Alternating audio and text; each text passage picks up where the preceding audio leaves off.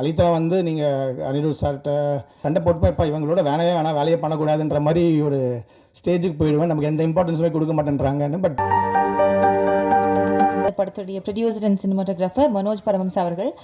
Director sir சொன்ன மாதிரி இவருடைய ஒர்க் ரொம்ப நல்லா இருக்குது அப்படின்னு சொன்னால் ஒரு நல்ல கலைஞனுடைய ஒர்க்கை நான் இன்னும் வந்து சொன்ன மாதிரி இருக்கும். His work speaks for his talent. அவ்வளோ அழகான ஒர்க் ஒவ்வொரு படத்துலையுமே கொடுத்துருக்காங்க. அண்ட் சினிமா மேலே ரொம்ப அதிகமான பேஷன் அண்ட் லவ். அதனால தான் சினிமாவில் ப்ரொடியூஸ் பண்ணோம் அப்படின்னு முயற்சி பண்ணுறாங்க. 3 படங்கள் பண்ணியிருக்காங்க. அந்த 3 படங்களுமே வந்து ரொம்ப தரமான நல்ல கதைகள் உள்ள ஒரு படமாக இருக்குது. ஸோ இந்த படத்துலேயும் உங்களுடைய பங்கு இருக்குது அப்படின்றப்போ ரொம்ப சந்தோஷம் சார். ப்ளீஸ் வாங்க, ஃபியூ வேர்ட்ஸ் ஃப்ரம் யூ. ஏன்னா பெரிய ப்ராசஸ் இந்த படம். எல்லாருக்கும் வணக்கம். இதே ஸ்டேஜில் இதே செட்டப்பில் ஒரு ஆட்டோ சங்கர்னு ஒரு ப்ரெஸ் மீட்டில் என்ன எல்லோரும் பிடிச்சி நிறைய திட்டினீங்க. தெரியல எவ்வளோ பேருக்கு ஞாபகம் இருக்குதுன்னு தெரியல, இந்த ப்ரெஸ் அந்த சேம் டீம் வந்திருக்காங்களான்னு. பட் அதை எடுக்கும்போது இந்த படத்தோட ஃபஸ்ட் ஆஃப் நான் ஷூட் பண்ணியிருந்தேன். ஸோ நான் அப்போ கொஞ்சம் திமிராக தான் இருந்தேன். ஸோ இன்றைக்கி ஒரு நாள் நம்மளை திருப்பி ஒரு நல்ல படத்தோட மீட் பண்ணி இதை காம்பன்சேட் பண்ணிடலான்ற ஒரு பாயிண்ட் இருந்தது. ஸோ நெக்ஸ்ட் 8 years அதுதான் இந்த படத்தோட ஒரு யூஎஸ்பியாக பேசிக்கிட்டு இருக்கோம் எல்லோரும். ஸோ ஒரு சின்ன சேலஞ்ச், டெக்னிக்கலி பெரிய சேலஞ்ச் எனக்கு. ஏன்னா அது ஒரு டிஜிட்டல் வந்த டைம். அப்போ இருக்கிற கேமராஸ் வந்து இப்போ இன்றைக்கி இருக்கிற ஸ்டாண்டர்ட் கேமராஸை விட கொஞ்சம் அப்கிரேட் ஆகாத டைம். ஸோ அப்போ ஷூட் பண்ணிவிட்டு அதை அந்த ஃபுட்டேஜை ப்ரிசர்வ் பண்ணுறது, அதுக்கப்புறம் இந்த டிசிஷன் எடுக்கிறதுக்கும் போது அவங்க பூரசம் பிபி பண்ணி முடிச்சுட்டு வந்த படம் சில்லு கருப்பட்டின்ற படம் அவங்க பண்ணல. ஸோ அந்த ஃபார்மேட், அந்த ஆந்தாலஜி, இந்த மாதிரி ஒரே கதைக்குள்ளே டிஃப்ரெண்ட் வேர்ல்ட்ஸை சொல்லலாம், டிஃப்ரெண்ட் ஏஜ் குரூப்ஸை, டிஃப்ரெண்ட் டைம்லைன்ஸை சொல்லலான்ற மாதிரி ஒரு சுச்சுவேஷன் அப்படி இல்லை. பட் ஒரு போல்ட் டிசிஷன் எடுக்கிறதுக்கு என்ன கன்வின்ஸ் பண்ணதுக்கு வந்து காரணம் வந்து அந்த ஏன் இதே பசங்க தான் இந்த அடுத்த ஏஜ் குரூப்பில் இருக்கணுன்றதுக்கான அவங்க சொன்ன ஒரு விளக்கம் வந்து கன்வின்சிங்காக இருந்துச்சு. ஸோ நம்ம இது எப்படி ஒரு பெரிய அந்த ஃபினான்ஷியல் பர்பஸ்க்காக இந்த படம் பண்ணல. நமக்கு ஒரு வாட் எவர் நம்ம ஸ்பெண்ட் பண்ணுறது ஒரு பிரேக் ஈவன் மாதிரி வந்தால் போதும். So will take a challenge சொல்லிட்டு தான் நம்ம பண்ணோம். ஜென்ரலி இந்த 8 years இந்த ஃபுட்டேஜ் இப்போ இருக்கிற ஃபுட்டேஜோட மேட்ச் பண்ணுறதுன்றதுலாம் ஒரு மிகப்பெரிய சேலஞ்சாக இருந்துச்சு. இப்போ ரீசெண்டாக பார்த்தீங்கன்னா இப்போ இருக்கிற ஃபுட்டேஜே காணாமல் போச்சுன்னு சொல்கிற மாதிரி கம்ப்ளைண்ட்டில் நடக்கிற டைம் இது. ஸோ அந்த சுச்சுவேஷனில் இதை மெயின்டைன் பண்ணி டெக்னிக்கலாக இதை கொண்டு வரதுன்றது ஒரு சேலஞ்ச். பட் அதை விட வந்து அவங்க வந்து அது ஒரு டேரிங் எஃபர்ட்ஸ். இப்போ ஒரு தாட் ப்ராசஸ், ஒரு 8 வருஷத்துக்கு முன்னாடி சொல்கிற கதைகள், சொல்கிற விஷயங்கள், நம்ம சுற்றி நடக்கிற விஷயங்கள்லாம் சேர்ந்து இப்போ ஒரு ஆஃப்டர் 9-10 yearsக்கு அப்புறம் அதை ரிலீஸ் பண்ணும்போது எவ்வளோ இம்பேக்டாக இருக்கும் அப்படின்றது தான் பெரிய டிசிஷன் மேக்கிங்கில் இருந்த சேலஞ்ச். ஸோ இந்த லைன் அவங்க சூஸ் பண்ண விஷயங்கள் எல்லாமே வந்து ரொம்ப ஒரு யூனிவர்சலாக இருந்தது. ஸோ அது ஒரு பெரிய ரீசன். இது வந்து கண்டிப்பாக நமக்கு டெஃபினட்டாக இது ஒர்க் ஆகும் அப்படின்றதுக்கான ரீசன் வந்து அதுதான். ஸோ இருந்தாலும் என்னோடய ஃப்ரெண்ட்ஸ்க்கெலாம் நான் போட்டு காமிச்சேன். ஸோ எல்லாருமே வந்து இப்போ ஷூட் பண்ணதை விட அந்த 8 yearsக்கு முன்னாடி ஷூட் பண்ணதை வந்து ரொம்ப ரசித்தாங்க. ஸோ அதில் இருக்கிற ஒரு சின்ன சின்ன நுவான்சஸ், ஒரு நேச்சுரல் பீரியடிங் அப்படின்னு சொல்லுவோம்ல, சீசனிங் பண்ணும்போது நம்ம ஒரு ஒயிட் வால் அடித்து அதை பெயிண்ட் பண்ணுவோம். அது எப்படி இருந்தால் நல்லாயிருக்கும் அப்படின்னு சொல்லிட்டு அதை சீசன் பண்ணுவோம். இது வந்து ஆட்டோமேட்டிக்காகவே அது ஒரு சீசன் ஆகிருக்கு அப்படின்ற மாதிரி இருக்கும்போது அது ஒரு plus. So that is the reason why we took this decision. அது என்னால் ரிவீல் பண்ண முடியாது அந்த சின்ன சின்ன டீட்டெயில்ஸ், ஏன் வந்து அவங்களே தான் நடிக்கணும் அப்படி ப்ரெஷர் போட்டு எங்களை இது பண்ண சொன்னாங்கன்றது படம் பார்க்கும்போது அது புரியும். ட்ரைலர்ஸில் உங்களுக்கு அந்த சின்ன கிளிம்ஸ் கிடச்சிருக்கும். பேரலெல்லாம் அந்த குட்டி பசங்க ப்ளஸ் அந்த ஸ்கூல் லைஃப், அந்த போர்டிங் ஸ்கூல் லைஃப், இவங்களோட பைக் ட்ரிப் அதை இன்டர்கட் பண்ணி போட்டிருப்பாங்க. படத்தில் வந்து லீனியர் ஸ்க்ரீன் ப்ளேவாக தான் வரும். ஃபஸ்ட் ஆஃப் நீங்கள் முடியும் போது வேறு ஒரு வேர்ல்டு, சில்லு கருப்பட்டியில் எப்படி ஒரு 4 world, okay, 4 age group, 4 world, ஒரே தீம் அப்படின்ற மாதிரி இதில் 2 வேர்ல்டு தீம். ஆஃப்கோர்ஸ் ஒரே ஒரு தீம் தான், சர்வைவர்ஸ் கில்ட்ன்றது தான் இந்த தீம். அந்த தீம் செலக்ட் பண்ணுறதுக்கு ரீசன் வந்து நான் நிறைய ரிசர்ச் பண்ணி பார்த்ததில் தமிழ் சினிமாலேயோ எந்த சினிமாலேயுமே ஒரு முழுக்க இந்த தீமை பேஸ் பண்ணி ஒரு ஃபுல் லென்த் ஃபீச்சர் ஃபிலிம் வந்ததில்லை. So that is another confident point. Okay, புதுசாக ஒரு பாயிண்ட், இது யாரும் சொல்லலை இது வரைக்கும். இதில் நீங்கள் ஒரு எக்ஸ்பெரிமெண்ட் பண்ணுறீங்க, இதுக்கான ஒரு சுச்சுவேஷன்ஸ்லாம் க்ரியேட் பண்ணியிருக்குன்ற போது ஸோ ஒரு அந்த டிசிஷன் எடுத்ததுக்கான மெயின் ரீசன் அதுதான். நெக்ஸ்ட்டு வந்து அஃப்கோர்ஸ் இந்த மாதிரி ஒரு படம் எடுத்துகிட்டு நம்ம தியேட்டருக்கு கொண்டு போகணுமா ஓடிடி இப்போ இருக்கிற ப்ரெஷர் நிறைய பேரை நாங்கள் மீட் பண்ணோம். ஒரு கமர்ஷியல் கட் மாதிரி ஒரு 3-4 மினிட்ஸ் எடுத்துகிட்டு போய் நிறைய பேர்கிட்ட எல்லாம் காமிக்கும்போது டிஃபால்ட்டாகவே எல்லாருமே இதெல்லாம் ஃபீல் குட் ஃபிலிம், தியேட்டருக்கெலாம் வரமாட்டாங்க, நீங்கள் வந்து ஸ்ட்ரைட்டாக ஓடிடிக்கு போயிடுங்க அப்படின்ற மாதிரி ப்ரெஷர்லாம் வந்துச்சு. நானுமே நமக்கு அட்லீஸ்ட் நம்ம எப்பயுமே இந்த ஃபீல்டில் தான் இருப்போம். இந்த சைடில் இந்த வியாபாரம் சைட்லேயோ இந்த ப்ரமோஷன் சைட்லேயோ நமக்கு அவ்வளோ நாலேஜ் இல்லாதனால நானும் ஒரு மாதிரி அந்த நம்பி அந்த ட்ராவல் பண்ண ஆரம்பித்தேன். ஒரு ஜான்வரி எண்டில் எனக்கு காப்பி கொடுத்தாங்க. ஒரு 2 months அந்த மாதிரி, ஒரு 3 months அந்த மாதிரி எஃபர்ட்ஸ்லாம் போட்டு ட்ரை பண்ணிக்கிட்டு இருந்தோம். டைரெக்டாக ஓடிடிக்கு கொடுக்கறதுக்கான முயற்சி என்ன பண்ணலாம் அப்படின்னு.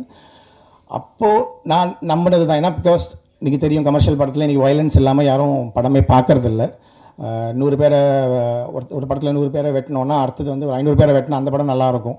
யாருக்கு எவ்வளோ பட்ஜெட் இருக்கோ அவ்வளோ பேரை வெட்டி கொன்று அப்படி தான் நானுமே இப்போ சினிமாகிராஃபி பண்ணிக்கிட்டு இருக்கேன். ஸோ இன்றைக்கி அதுதான் ட்ரெண்டாக இல்லாட்டி என்ன அப்படின்னு பார்க்கும்போது அந்த பயம் எனக்கும் இருந்துச்சு. ஸோ ஒரு படம் ரீசெண்டாக எல்லாருக்கும் தெரிஞ்சிருக்கும், மஞ்சுமல் பாய்ஸ்ன்னு சொல்லி. அந்த படம் வந்து எனக்கு திருப்பியும் ஒரு நம்பிக்கை கொடுத்துச்சு. இல்லை மற்ற அவங்க லாங்குவேஜை விட இங்கே தமிழ் ஆடியன்ஸ் வந்து என்றைக்குமே இந்த மாதிரி படத்தை சப்போர்ட் பண்ணுவாங்கன்னு தெரிஞ்ச விஷயந்தான். அதை திருப்பி ஒன் டைம் ப்ரூவ் பண்ணியிருக்காங்க. மோர் கலெக்ஷன்லாம் கொடுத்து அந்த படத்துலையுமே கிட்டத்தட்ட எங்கள் கதைக்கு தகுந்த மாதிரி ஒரு எமோஷன் தான். அதில் ஹீரோயின்ஸோ கமர்ஷியல் ஆஸ்பெக்ட்ஸோ எதுவுமே கிடையாது. தின் லைன், ஒரு லைனை நம்பி அவங்க அழகாக மேக்கிங்கும் கிராஃப்டிங்கும் நம்பி ஒரு படம் எடுத்தாங்க. ஸோ எனக்கு ஒரு நம்பிக்கை வந்துச்சு. ஸோ அன்னிலேருந்து இந்த ஓடிடி விட்டுட்டு நம்ம தியேட்டர்ஸ்க்கு இதை தைரியமாக கொண்டு வரலாம் அப்படின்ற ஒரு டிசிஷன் எடுத்தோம். திருப்பி எல்லாருமே சொல்லுவாங்க ஃபேஷன் இஸ் அ சர்க்கிள் அப்படின்னு சொல்லுவாங்க. ஸோ என்றைக்குமே வந்து ஃபேஷன் ரிப்பீட் ஆகிட்டே இருக்கும். எவ்ரி ஒரு 20-30 இயர்ஸ்க்கு அப்புறம் ஒரு ரவுண்டு வந்துக்கிட்டே இருக்கும் அப்படின்னு சொல்லுவாங்க. நான் ஈரம் பண்ணும்போது அதை நான் ஃபீல் பண்ணேன். ஒரு 20 இயர்ஸாக எந்த பேய் படமும் வரல. ஃபஸ்ட் டைம் நாங்கள் ஈரம் பண்ணும்போது அது ஒரு பெரிய ட்ரெண்ட் செட்டர் ஆகி அன்னிலேருந்து நிறைய பேய் படங்கள்லாம் எடுக்க ஆரம்பித்தாங்க. திருப்பி அந்த செட் இப்போ முடிஞ்சு போச்சு. இப்போ ஃபுல்லாகவே ஆக்ஷன் வயலன்ஸ்னு போயிட்டுருக்கோம். நான் மேபி அந்த ஆக்ஷன் வயலன்ஸோட எண்டு ஃபேஸில் இருக்கோன்னு நான் எதிர்பார்க்குறேன். பிகாஸ் இப்போ ரீசெண்டாக வந்த ஃபீல் குட் ஃபிலிம்ஸ்லாம் மற்ற லாங்குவேஜஸ் வர தமிழில் திருப்பியுமே ரொம்ப சப்போர்ட்டிவாக பார்க்கறதுனால ஐ திங்க் அதுக்கான ஒரு ட்ரெண்ட் போய் ஒரு 80s 90s நமக்கு பிடிச்ச ஒரு பாலச்சந்தர் சாரோட ஸ்டைலில் படங்கள் அண்ட் ஃபாசில் சார் படங்கள், மகேந்திரன் சார் மாதிரி படங்கள்லாம் வந்து திருப்பி அந்த பொறுமையாக ஸ்பேஸிங்கில் படம் எடுத்தாலுமே பார்ப்பாங்கன்ற நம்பிக்கை. ஸோ திருப்பி ஏன் அந்த 80s 90s சொல்கிறேன்னா, அலிதாவன் அந்த மாதிரி ஒரு ஜோனில் தான் பார்க்குறேன். ஸோ அவங்க வந்து ஒரு 2 பேரை இங்கே இன்ட்ரடியூஸ் பண்ணுறாங்க. எப்படி நம்ம பாலச்சந்தர் சார் ஒரு ரஜினிகாந்த் சார் இன்ட்ரடியூஸ் பண்ணுற மாதிரி கௌரவ் காலை எங்களை பொறுத்த வரைக்கும் அவர் தான் ஃப்யூச்சர் ரஜினிகாந்த் சொல்லுவான். இஸ் அ வெரி எனர்ஜெட்டிக் கை. அந்த ஸ்கின் டோன் எங்களுக்கு ரொம்ப பிடிக்கும். பூர் சமீபிலேருந்து அந்த பையனை நாங்கள் ஃபாலோ பண்ணிக்கிட்டு இருக்கோம். அண்ட் பிரவீன் கிஷோர் அவர் வந்து ஒரு கமல்ஹாசன் சார் தான். ஏன்னா it's very sensible the way takes the scene. நான் வந்து இந்த ரியோவில் அந்த ஒரு சீனை பார்த்து நான் சொல்லியிருந்தேன் இன்டர்வியூஸில், விஜய் சாரை பார்த்து அந்த ஆன் கேமராவில் அழுதுன்னு சொல்லி. அதுக்கப்புறம் பிரவீனோட பர்ஃபார்மன்ஸ் நீங்கள் கிளைமேக்ஸில் வந்து கண்டிப்பாக அழுகலைன்னா நான் பேரை மாற்றிக்கணும், அந்தளவுக்கு ஒரு பர்ஃபார்மன்ஸ் கொடுத்துருக்காங்க. எஸ்தர், ஸ்வீட் ஆர்ட், நம்ம நதியா மேம் 80s 90s எப்படி இருப்பாங்களோ அந்த மாதிரி ஒரு நெக்ஸ்ட்டு நம்ம லைக் யார் வேணால் சொந்தம் கொண்டாடுற ஒரு கேரக்டர் மாதிரி பண்ணியிருப்பாங்க. பியூட்டிஃபுல் பர்ஃபார்மர், நம்ம சொல்லவே வேணாம். அவங்க சின்ன வயசுலேருந்து திருஷ்யம் படம்லாம் நீங்கள் பார்த்துருப்பீங்க. அவ்வளோ அழகாக பர்ஃபார்ம் பண்ணியிருப்பாங்க பெரிய பெரிய ஸ்டார்ஸோட. ஸோ ரொம்ப நைஸ் கோஆப்ரேஷன். எனக்கு ஆக்சுவலி எஸ்தர் மேலே அவங்க ஃபேமிலி எல்லாருமே ஒரு பயங்கரமான சினிமா லவர். ஸோ அவங்க கண்டிப்பாக பெரிய ஆளானாலுமே சினிமாவில் தான் இருப்பாங்க எனக்கு டவுட்டு. எனக்கு பிரவீன் மேலே தான் டவுட்டு. அவன் எப்படி வளருவான், எப்படி ரொம்ப சில பசங்க வந்து சின்ன வயசில் க்யூட்டாக இருப்பாங்க, வளரும்போது ரொம்ப டிஸ்டார்ட்டாகி வேறு மாதிரி ஆகிடுவாங்க. But is grown to an handsome, நீங்கள் படத்தில் வர டைலாக் மாதிரி தான் ஹேண்ட்ஸம் யங் மேன். ஸோ இது ஒரு so I think we are going back to that 80s and 90s. அதுக்கான ஒரு ஃபஸ்ட்டு முயற்சி அந்த படம் இருக்குன்னு நினைக்கிறேன். நெக்ஸ்ட்டு வந்து முரளி கிருஷ்ணன் அப்படின்னு இருக்கார். அவர் வந்து யாருன்னா நம்ம ஜென்ரலாக இந்த ஃபாரின் கோஆர்டினேட்டர்னு சொல்லுவாங்க, line producer for foreign films. என் கூட வந்து துருவ நட்சத்திரம், பீஸ்ட், இந்த ராதேஷாம் இந்த மாதிரி படத்துக்கெலாம் வந்து இந்த ஜார்ஜியாலாம் கூட்டிகிட்டு போய் வெரி சென்சிபிள், அதாவது ஒரு ஐடி ஃபீல்ட்லேருந்து விட்டுட்டு இந்த சினிமா பேஷனாக வந்து இந்த மாதிரி ஒரு பிஸ்னஸ் பண்ணிக்கிட்டே இருந்தார்.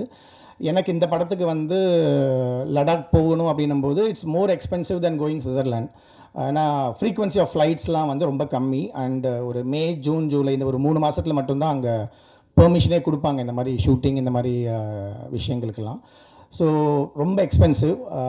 அங்கே வந்து அக்காமடேஷன் ரொம்ப கம்மி. ஆனால் ஒரே டைம் அவ்வளோ டூரிஸ்ட்டு வந்துடுவாங்க. எல்லாமே ஒரு 200 கிலோமீட்டர்ஸ் இருக்கும் ஒரு டெஸ்டினேஷன் பாயிண்ட். நீங்கள் படத்தில் பார்த்தீங்கன்னா ஒரு மவுண்டன்ஸ் தான், பட் டிஃப்ரெண்ட் ஷேட்ஸில் இருக்கும்.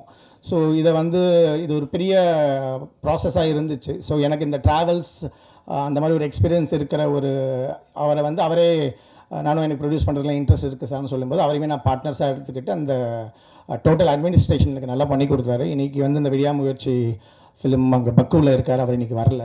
ஸோ அவர் I need to thank Murali for supporting me to handling everything and investing இந்த மணி எங்களை மாதிரி ட்ரெஸ் பண்ணி பண்ணது. நெக்ஸ்ட்டு வந்து தென்ட்டுக்கோட்டா வருண் சார். ஸோ வழக்கம் போல் நம்ம அவருக்கு இந்த ஃபாரின் ரைட்ஸ்க்காக இந்த படத்தை வந்து நான் போட்டு காமிச்சேன் அவருக்கு. ஸோ அன்றைக்கி போட்டதுலேருந்து இன்றைக்கி வரைக்கும் டெய்லி ஃபோன் பண்ணி ரொம்ப எக்ஸைட்டாக ஒரு பயங்கரமாக நான் சொன்னார். அது எவ்வளோ எக்ஸைட்டேட் பண்ணுறாரா நிஜமாக சொன்னாரான்னு தெரியல. இந்த படம் தமிழ் சினிமாவில் ஓடாடி 2 படம் ஓடும் சார். எனக்கு இது வந்து நாட் ஓன்லி இன் யூஎஸ். எனக்கு நான் அந்த டைமில் ரெட் ஜெயிண்ட்டுக்கு நெக்ஸ்ட் நான் படம் பண்ணிக்கிட்டு இருக்கேன். ஸோ நான் அவங்க மூலிமா தமிழில் ரிலீஸ் பண்ணலான்ற மாதிரி பிளானில் இருக்கேன் சார் சொன்னேன். நீங்கள் பண்ணல, அவங்களுக்கு இன்னும் கன்ஃபார்ம் பண்ணலன்னா சொல்லுங்கள், நானே ரிலீஸ் பண்ணுறேன் சார். எனக்கு ரொம்ப பிடிச்சிருக்கு. எனக்கு ஒரு சர்க்கிள் இருக்குது, நான் எங்கள் டீம்லாம் இருக்காங்க, உங்களுக்கு நல்லா ப்ரமோட்லாம் பண்ணுறேன்னு சொல்லி அவரே ஆன்போர்டு வந்தார். Varun sir thanks. அவருமே இங்கே யூஎஸில் சில விஷயங்களில் பிஸியாக இருக்கார். So next Khadija ma'am. So அவங்கள பற்றி நீங்கள் அந்த கான்டெக்ட்ஸில் வந்து நீங்கள் நினச்சிக்கலாம். ரஹ்மான் சாரோட இது என்னை பொறுத்த வரைக்கும் இந்த படத்தோட ஆர்ஆர் போட்டுட்டு ஒரு இளையராஜா சாரோட ஃபீல் வந்து இந்த படத்தில் அப்படியே கொடுத்துருக்காங்க. பேக்ரவுண்ட் ஸ்கோர் தான் இந்த படம். ஏன்னா நாங்கள் சாங்ஸ் எடுத்துகிட்டு போய் ஷூட் பண்ணல. ஸோ படத்தை எடுத்து முடிச்சுட்டு தான் நாங்கள் அவங்கள அப்ரோச் பண்ணோம். அலிதா வந்து நீங்கள் அனிருத் சார்கிட்ட, ரஹ்மான் சார்கிட்ட ஒர்க் பண்ணியிருக்கீங்க, நீங்கள் அவங்கள அப்ரோச் பண்ணி கொடுங்க, இந்த படம் அவங்களுக்கு பிடிக்கும், நம்ம சாங்ஸ் கேட்கல, பேக்ரவுண்ட் ஸ்கோர் தானே அப்படின்னு சொல்லி கேட்டாங்க. வழக்கம் போல் அவங்களுக்கு மெயிலெலாம் பண்ணி ட்ரை பண்ணும்போது ஃபஸ்ட்டே நம்ம ரொம்ப லேட்டாக எடுத்திருக்கோம். இப்போ அவங்கள நான் ஃபாலோ பண்ணி அவங்களோட பிஸி ஷெட்யூலை நம்ம படத்தை ஃபிட் பண்ணி இது இன்னும் ஒரு 1 இயர் தள்ளி போயிடும் அப்படின்ற மாதிரி ஒரு டிசிஷன். அப்போ வந்து அலிதா வந்து அவங்கள மீட் பண்ணி பண்ணுறதா பேசி இது made a very good job. நான் ஏன் திருப்பி அவர் இளையராஜா சாரி மாதிரி சொன்னேன்னா, மோர் தென் எலக்ட்ரானிக் மியூசிக்லாம் இல்லாமல் she did lot of live music. அது வந்து ரொம்ப கேட்குறதுக்கே நல்லா இருந்தது. அவங்க ரொம்ப பர்டிகுலராக அந்த புத்தபெஸ்ட் ஆர்கெஸ்ட்ரா வேணும்னு கேட்டிருந்தாங்க. ஸோ நிறைய விஷயங்கள் அதுக்கப்புறம் நாங்கள் கொடுத்த சேலரியை விட அவங்களே கொஞ்சம் இன்வெஸ்ட் பண்ணி நிறையா போட்டிருக்காங்க. நீங்களும் ஒன் ஆஃப் த ப்ரொடியூசர்னு போடணும் உங்களையும். So it's very kind of you. And திருப்பி அதே மாதிரி அந்த பழைய ஃப்ளேவருக்குள்ளே பழைய சவுண்டிங் அந்த மாதிரி மியூசிக் வித் லேட்டஸ்ட் எமோஷன்ஸ், அந்த எமோஷன்ஸ்குள்ளே ஃபிட் பண்ணி ரொம்ப பியூட்டிஃபுல்லாக போட்டிருக்காங்க. லாஸ்ட்டாக அலிதா நான் ஒர்க் பண்ணதுலேயே மோஸ்ட் டஃபஸ்ட் டைரக்டர். யார் பேச்சையும் கேட்க மாட்டாங்க. டஃபஸ்ட்னால் எந்த அளவுக்குன்னா, இப்போ சப்போஸ் நான் ஒரு பெரிய டேரக்டர்ஸ் நம்ம ஒர்க் பண்ணுறோன்னா they will expect some contribution from cinematographer. Okay, சில விஷயங்களாவது நம்ம ஜோனுக்கு விடுவாங்க. இதெல்லாம் எதிர்பார்க்குறோம் சார், இதெல்லாம் நீங்கள் ஃபாலோ பண்ணிக்கோங்க, அட்லீஸ்ட் காஸ்டியூம்ஸ் நீங்கள் பார்த்துக்கோங்க, லொக்கேஷன்ஸ் நீங்கள் பார்த்துக்கோங்கன்னு சொல்லிவிட்டு, ரெண்டாவது நம்ம ஏதாவது கதையில் ஏதாவது சஜஷன் சொன்னால் கூட ரொம்ப வெல்கமிங்காக எடுத்துப்பாங்க. இவங்ககிட்ட எதுவுமே நடக்காது. எனக்கு புவர் சம் பீப்பிள் நான் சண்டை போட்டுக்கிட்டே தான் இருக்கேன். சண்டை போட்டுப்போம், இப்போ இவங்களோட வேலையே பண்ணக்கூடாதுன்ற மாதிரி ஒரு ஸ்டேஜுக்கு போயிடுவேன். நமக்கு எந்த இம்பார்ட்டன்ஸுமே கொடுக்க மாட்டேன்றாங்கன்னு. பட் திருப்பி அவங்க கவலையே படாமல் திருப்பி வந்து ஏதோ ஒரு புது கதையை சொல்லி என்னை இம்ப்ரெஸ் பண்ணி திருப்பி உள்ளே இழுத்துக்கிட்டே இருப்பாங்க. ஃபார் எக்ஸாம்பிள் இந்த சில்லுக்காட்டில் இந்த டர்ட்டில்ஸ்னு பண்ணதாகட்டும், அவங்க கூட அந்த ட்ராவல்ன்றது எப்பயுமே இருக்கும். பட் இப்பயுமே இந்த படத்துக்குமே நிறையா சண்டைலாம் நடந்தது. இது நம்ம டைம் ஆகிட்டுருக்கு, எப்படி டிசைட் பண்ணால் கோவிட் வந்துச்சு இந்த மாதிரி. So she went there. அங்கே ஃபுல்லாகவே இப்போ நான் சொன்ன வந்து நாங்கள் மேலே ஷூட்டிங் பிளான் பண்ணி மேலே ஆரம்பிச்சுக்க ட்ரை பண்ணோம். இவங்க வந்து ஆஃப் சீசன், அதாவது மார்ச் ஏப்ரலில் அங்கே இருக்கவே முடியாது, அவ்வளோ கோல்டு கண்டிஷன்ஸ். ஸோ 2 மாதம் அவங்க தனியாக போய் இருந்து எல்லா லொக்கேஷன்ஸையுமே வந்து பின் பாயிண்ட்டாக பார்த்து நம்ம ஜஸ்ட் எடுத்துகிட்டு போய் கேமரா வைக்கிறது தான் வேறு. ஸோ இந்த விஷுவல் நல்லா இருக்குது அப்படின்னா இந்த படத்தில் அவங்க தான் ரெஸ்பான்சிபிலிட்டி. படம் வந்ததுக்கு நான் ரெஸ்பான்சிபிலிட்டி. எல்லா விஷுவல்ஸும் அவங்க போய் ஃப்ரேம் பண்ணுறதுலேருந்து எல்லாமே இட் இஸ் வெரி கிளியர். நம்மளை வந்து எதுவுமே பண்ண விட மாட்டாங்க. எனக்கு தெரிஞ்ச எங்கள் எடிட்டர்ஸ்க்குலாம் தெரியல அவங்க எப்படி அவங்களோட ஒர்க் பண்ணாங்கன்னு தெரியல. ஐ don't no Khadija how you handled her. Okay, so this is because it is very clear. அவங்களே ஆர்ட் டைரக்ஷன் பண்ணுவாங்க. இப்போ ஆர்ட் டைரக்டர்னு சொல்லிட்டு நிஜமாகவே ஒரு ஆர்டிஸ்ட் அவர். இந்த படத்தில் வந்து ஆர்டிஸ்ட் ரெலவன்ஸ் இருக்குது. நிஜமாக அந்த வரைஞ்ச விஷயங்கள் தான் அந்த ஆர்டிஸ்ட்னு சொல்லி அவங்க நிஜமாக ஒரு ஆர்டேட்டரோட போஸ்டிங் கொடுத்துருப்பாங்க. மற்றபடி இந்த சீன் செட்டிங்ஸ்க்கு தேவைப்படுற காஸ்டியூம்ஸ் எதுவாக இருந்தாலுமே she'll do herself. I don't know that is how she, because எனக்கு சிலுக்கரைப்பட்டி முடிஞ்சதுக்கப்புறம் எனக்கு நிறைய பேர் ஃபோன் பண்ணி அவங்களோட படம் பண்ணணும்னு கேட்டாங்க. அவங்களுக்கு கன்வின்ஸ் பண்ணுறது ரொம்ப கஷ்டம். ஸோ யாராவது ஒருத்தங்க எனக்கு படம் பண்ணி கொடுக்க சொன்னாங்க, பண்ண மாட்டாங்க. அவங்களுக்கே பிடிச்சாதான் படம் ஒத்துப்பாங்க. அது ஃபுல் கண்ட்ரோல் அவங்க கேட்டுருவாங்க. இப்போ பட்ஜெட்லாம் எதுக்கு நம்ம ஏன் இவ்வளோ காசுலாம் நம்ம கேட்கவே முடியாது. அவங்க சொல்லுவாங்க, சரி காஸ்டியூம்ஸ் ஏதோ ஒரு பெரிய பில்லு கேட்க போகிறாங்கன்னு நினச்சி நம்ம கேட்போம். அவர் 10,000 ரூபாய் கொடுங்க சார் அப்படின்வாங்க. போய் டெல்லிக்கு போயிட்டு இந்த படத்தோட ஃபுல் எல்லா காஸ்டியூமே ஒரு கடையில் போய் பார்த்து வாங்குகிற ஒரு டைப்பு.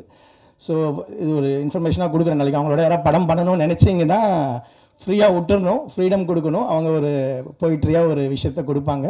இன்னும் இந்த போயிட்ரி நம்புறவங்களுக்கெல்லாம் வந்து இது ஒரு சுச்சுவேஷன். நான் நிஜமாகவே ஒரு நாள் ரொம்ப டென்ஷனான ஒரு சுச்சுவேஷன். எனக்கு வந்து குழந்த ப்ரெக்னெண்ட்டாக இருக்காங்க ஒய்ஃபு. நான் ஒரு 20 days மார்ஜினை வச்சுக்கிட்டு கிளம்பி போயிட்டேன். ஸோ 20 daysக்கு முன்னாடி நம்ம ரிட்டர்ன் வந்துடுறேன் நான் சொல்லி, அவங்க டாக்டர்ஸ் டேட் கொடுப்பாங்களே, ஸோ ஓகே அப்படின்னு சொல்லிவிட்டு நான் கிளம்பி வந்துட்டேன். ஸோ கரெக்டாக பார்த்தீங்கன்னா அந்த ஒரு 20 நாளுக்கு முன்னாடி அவன் பிறந்துட்டான். என்ன அவசரம்னு தெரியல, பிறந்துட்டான்.